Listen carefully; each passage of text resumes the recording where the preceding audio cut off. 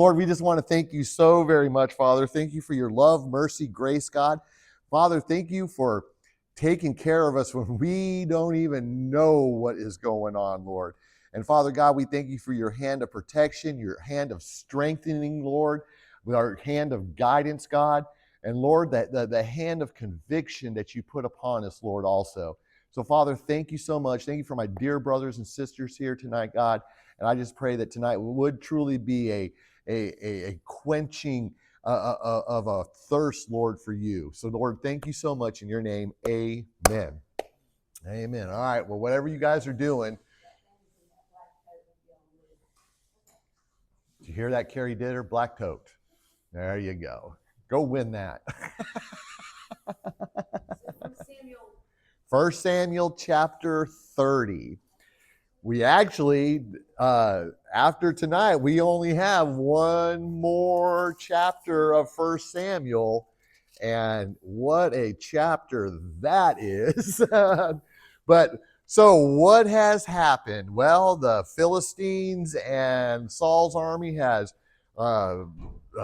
lined up. They're getting ready to go to war. David has traveled with Achish there, and he's his bodyguard, and they think that he's just going to be in the fight with the Philistines. David's pretty cunning in everything that he says. I tend to follow on that he would have attacked the Philistines from the backside, but hey, we don't know, and thank God that David didn't have to do anything about that, because the Philistines said, listen, we don't want him nowhere around this battle. No matter how good he's been to you, he's got to go. So David leaves, him and his men, they leave to go back home to Ziklag, and they have a 3-day journey. And this three-day journey here really helps us set up for later here in a few minutes, where we see where they're just tired. There's a lot going on. There's a lot of days that kind of happens right in this time. But you can kind of imagine David. He's a little bit, he's a soldier, he's a fighting guy, he's ready just to go to fight, however all of that was going to work out. But now he's on his way back. He doesn't have nothing that he gained from none of this. He got 2 wives waiting for him back at the house. We won't talk about that issue of his, but they're going back to Ziklag. So then it happened, chapter 30, verse 1. Then it happened when David and his men came to Ziklag on the 3rd day, that the Amalekites had made a raid on the Negev and on Ziklag, and had overthrown Ziklag and burned it with fire. Now, just to add into all of this, whose fault was it that the Amalekites were even a thing? Saul's. Remember, God told Saul to go and wipe out all the Amalekites. Saul didn't. He ended up keeping the king. Samuel shows up.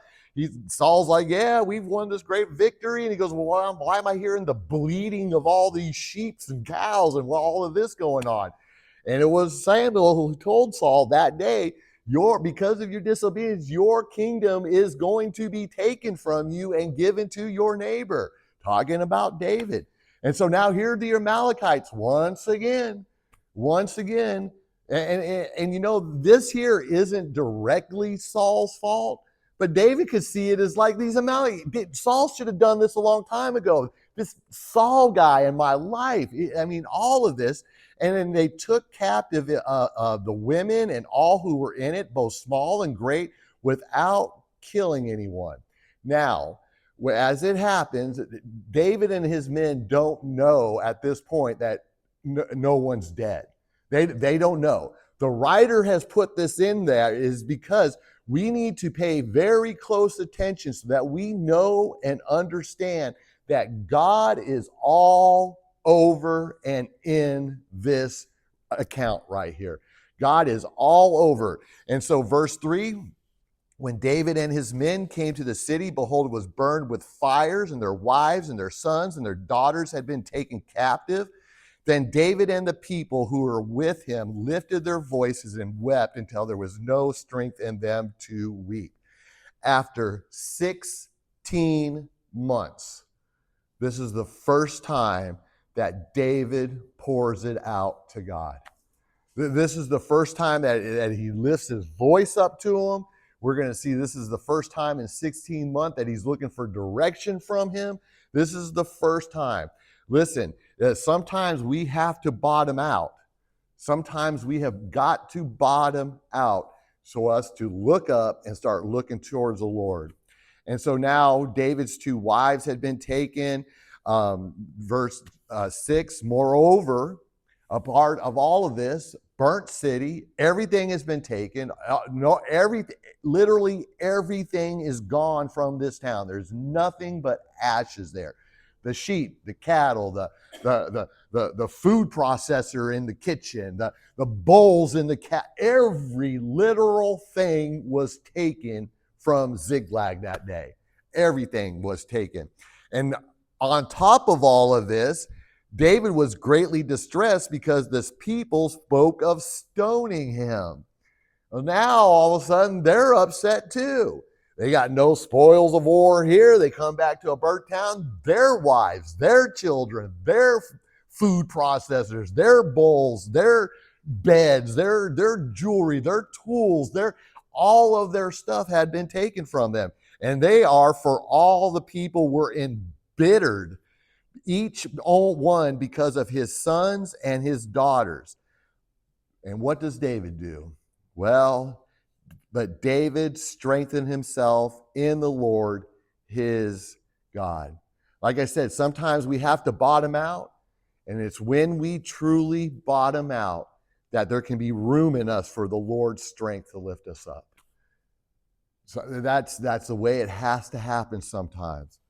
So then David said to Abiathar, the priest, the son of Ahimelech, please bring me the ephod. If you remember, when Saul had all the priests killed for helping David out and all of that by Doeg, Abiathar had escaped and he had taken the ephod with him. And that's why when Saul was trying to speak to the Lord, he might have had some dice, but he didn't have the ephod that was a part of that.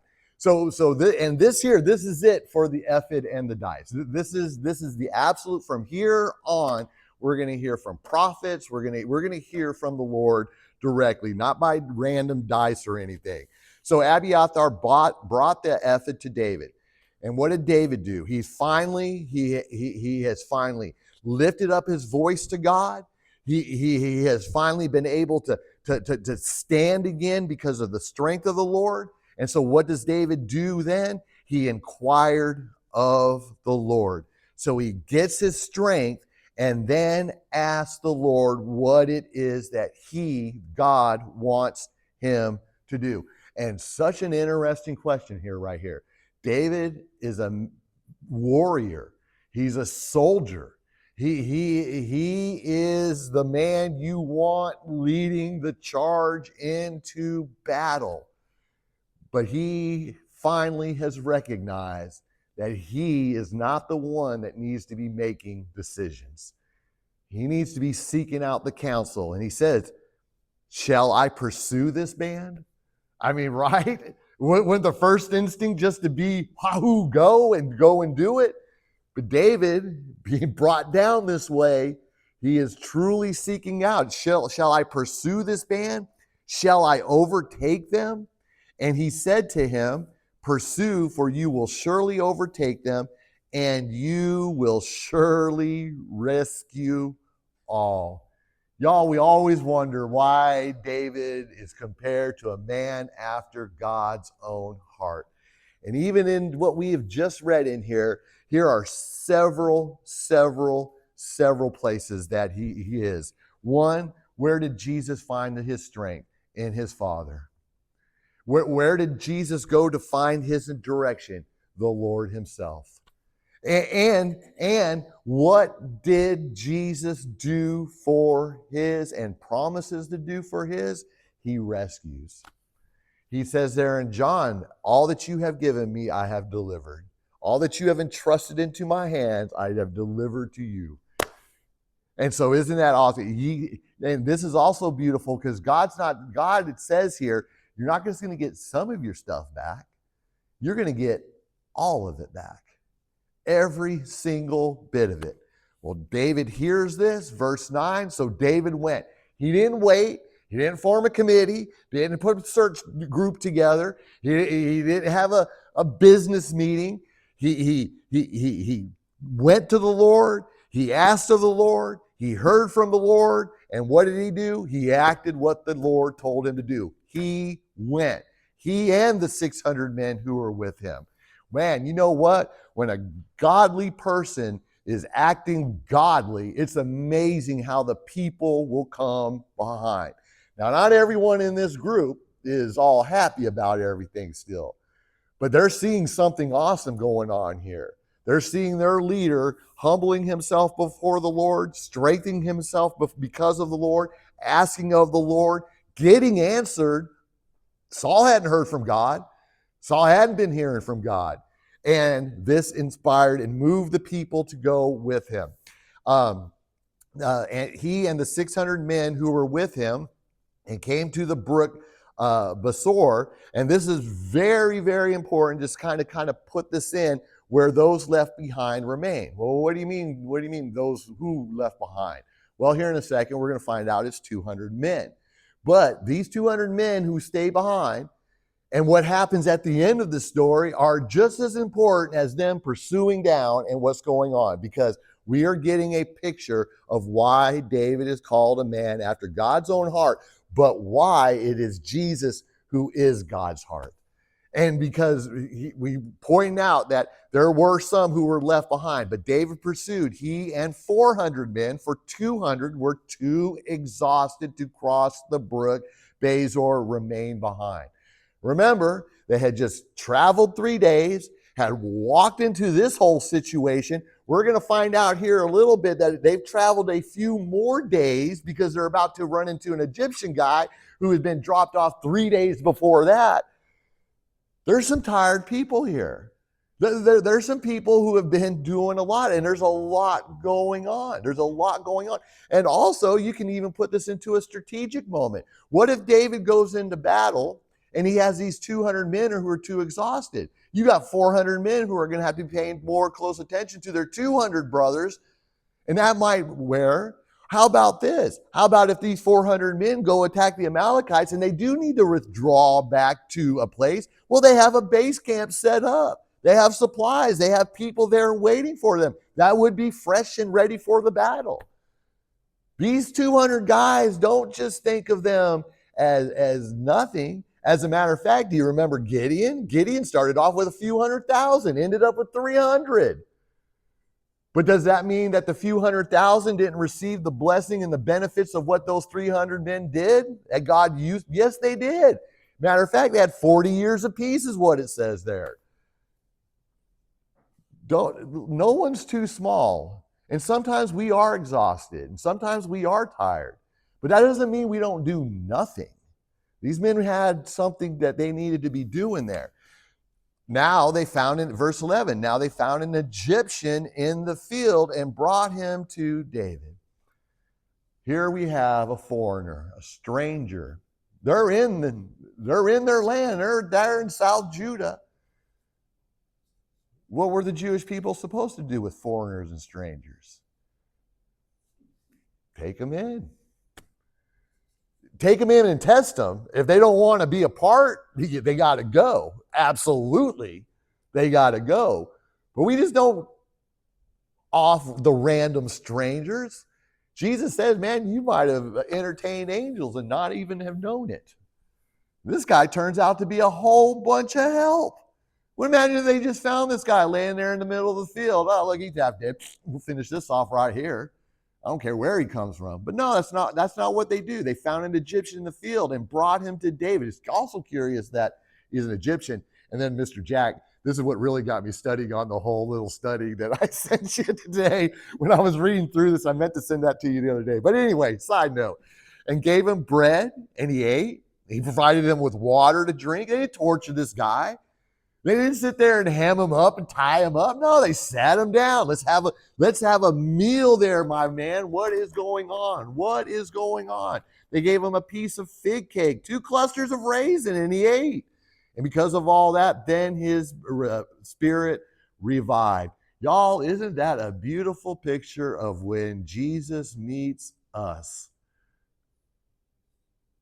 foreigner, a stranger in a field, dying, hungry, thirsty, don't know where to go, been abandoned by everyone. We're going to find out by that. Thank God Jesus just doesn't walk by right by us and leave us there. What a beautiful picture of the Good Samaritan parable that he gives. Listen, we're even gliding over some of the bigger ones in here.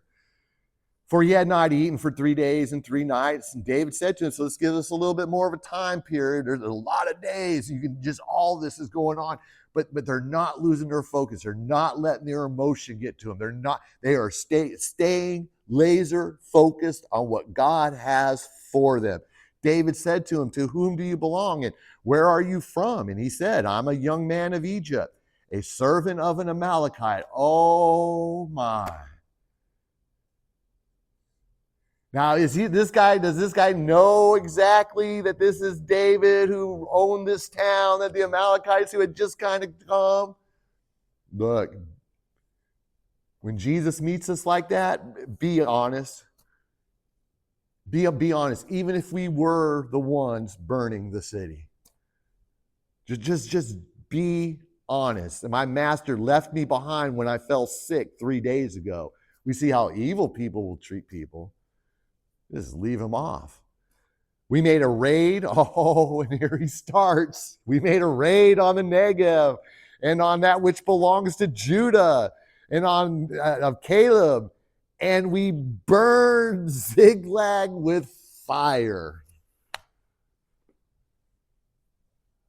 400 men, David, all geared up for battle because their wives, their children, everything of theirs is missing.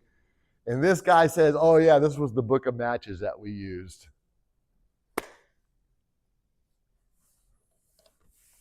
But what does David do? He says, hey, will you bring me down to this band? Will you take me where this evil is at?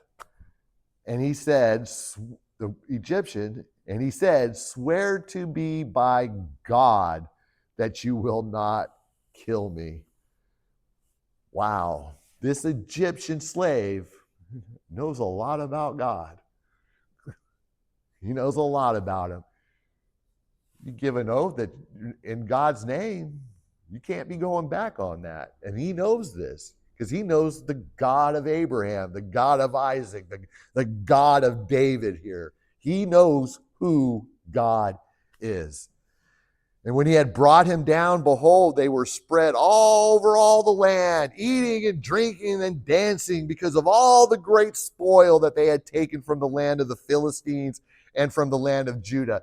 So it wasn't just Ziklag they had done this to. This is a party that saw that the Philistines were lined up against Israel, and they just came up along the south side because they're up more towards the north. So they just come up the south side in through Philistine territory. Philistine territory is wide open. All their guys are fighting too. These Amalekites just didn't care. They were just straight killers and wanting the spoils. You know why God was so determined to wipe out the Amalekites, that he wanted Saul to wipe them out? Because way back when they were wandering through the desert, the Amalekites, just like this right here, come up from behind and they attack the Israelites going through the wilderness, and they attack the women and the weak, it says. And God told Moses, you remember what the Amalekites have done this day. You remember, because I am going to curse them and I'm going to wipe them from the face of this earth. That was what he says. And then he told Saul to do it. Saul didn't do it. Now, here's David dealing with it. He's going to deal with them for a long time. You know who also ends up dealing with them? We went through the book, Esther. Mordecai was related back to the Amalekite king. You know, we're talking hundreds of years here. All because of a disobedient king. Well, then, verse 17. Oh, and what's really happening here, they're just having a big party. They're enjoying themselves. But here, let's just tie back into, we're talking good versus evil here. The heart of David, the heart of God in Jesus. what's about to happen here, these guys think they're strong, but we have a stronger man. And the strong are about to meet the stronger. And we also know this ain't a group of Baptists because they're dancing and drinking. That's an easy one there. That's an easy one there. David slaughtered them from the twilight until the evening of the next day. This is, now that word twilight there, every time that word twilight is used in the Old Testament, it is generally referring to dawn, the dawning of the new day, as the night's ending and the day is starting. So from early dawn until the evening of the 2 whole days of slaughter and chasing and getting is going on.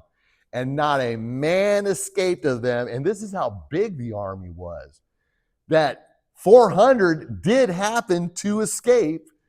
Again, this be dealing with them later down the road. And they on camels and fled. But here, verse 18. So David recovered all, as God said would happen in verse 8, that the Amalekites had taken, and rescued his 2 wives. But nothing of theirs was missing, whether small or great, sons or daughters, spoil or anything. Because if you remember, David and his little band of merry men, they had been going out and they had been telling the king that they were attacking down in Judah, which was kind of sort of true, but they weren't attacking Israelites. He was attacking the Philistines and the other people that were living down in there. And they were taking the spoils. That's how war worked. You won the war, you took the stuff. That's how they had sheep and cows and all that stuff. And they had taken for themselves, David brought it all back. Every single thing. Nothing was missing. Not one single thing. So David had captured all the sheep and the cattle, which the people drove ahead of the other livestock. So not only did they get all of their stuff back, but they got all the sheep and the cattle from the other places that the Amalekites had taken. And they said, the people, they're all kind of happy now. Well, we got all of our stuff back, plus a little bit more, but these little extra up here, that's David's spoil. But watch how they want to kind of control all of this action going on here. When David came to the 200 men who were too exhausted to follow David, who had also been left at the brook Bezor, and they went out to meet David and to meet the people who were with them. Could you imagine them? They have no idea what's going on. We're looking at about 3, 4, 5 days now that they've been gone, and all of a sudden this group comes back. Could you kind of imagine what they thought? When they left, there were 400 men. When they come back, there's 400 men, wives, children, stuff, sheep, goat. That must have been a big noise. Did these 200 men think that, oh boy, here it comes, they're coming for us? But they go out and David approached them and the people greeted them. Oh, but we just can't be happy in victory, can we? No, we cannot be happy in victory. They have, I saw some post the other day, was talking about the cold water committee at churches. They'll just come and dump cold water on anything, cold blanket or whatever it is. Then all the wicked and worthless men among those. That's just a little phrasing right there. But you know what? It's the same exact words. It's the same exact words that were used when Saul had this same little issue going on too. Way back when Saul first got his little kingship, there were some worthless, weakless men that wanted to kill off a bunch of people. Those who went with David said, because they did not go with us, we will not give them any of the spoil that we have recovered. So they're not going to share in the extras, except to every man his wife and his children, that they may lead them away and depart. So they're not even going to get the espresso machine that came out of their house back. They can have their wife and they can have their kids, but even their stuff, they don't get that back. Well, I fought for that. That's mine. I've always wanted that espresso machine. So I'm just going to go ahead and hold on to it. They're worthless. They just stayed behind and did absolutely nothing. Then David said, you must not do so.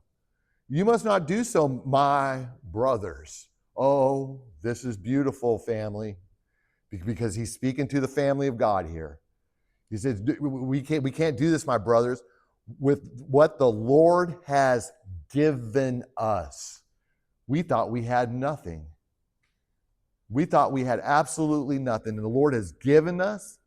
He has kept us. Hey, we left with 400. How many have come back? 400. And delivered into our hands the band that came against us.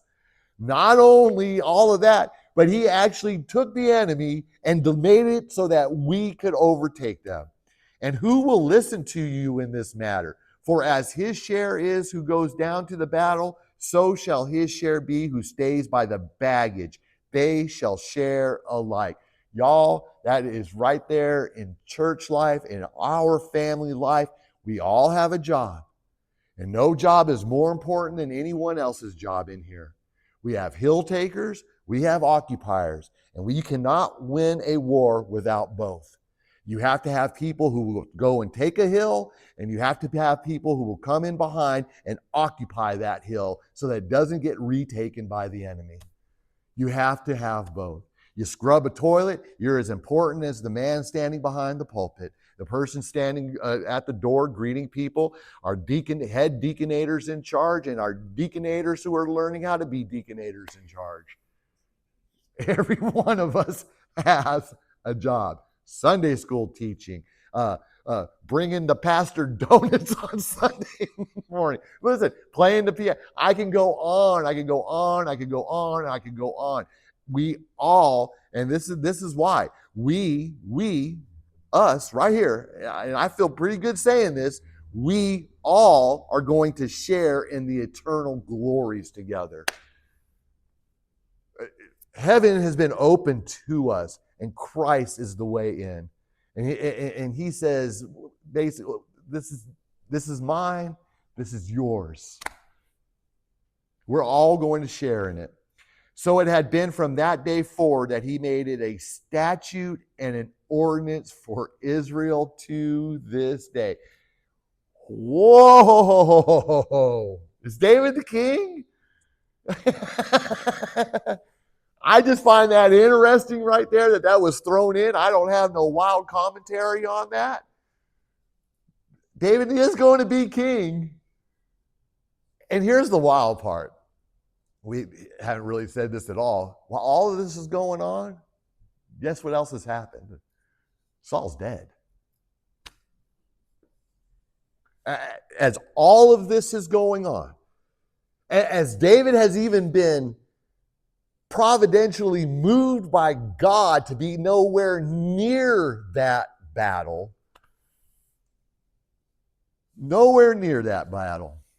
but he makes it right here. And it was from that moment, from there right there, dealing with these 200 men and these 400 men, that he says, listen, what the Lord gives us is for all of us. It is for all of us. Now, when David came to Ziklag, he sent some of the spoil to the elders of Judah. Again, he's not king yet. But what's David doing here? How about a convicted spirit? He wasn't there in their times of need. He was off in the wilderness. He was off running. He's off, and you know, you can put, yeah, but he needed to. Yes, I understand all of that. But in the meantime, he couldn't be at every town, every city when the Philistines or the Amalekites or the Moabites or the Hittites or the Canaanites or all whatever ones wanted to walk in. He couldn't be there. They had been taken. The people that he starts off there, this would have been the direction that they would have come. So what does he do? He sent some of the spoil to the elders, to the friends, saying, behold, a gift from you, from the spoil of the enemies of the Lord. The enemies of the Lord had come. They had taken this stuff, maybe even from you directly. And maybe this isn't everything that they took, but it came from the Lord. What a beautiful thing about our offerings and our gifts and the things that we receive. The first fruit should go right back out. The first fruit should go right back out.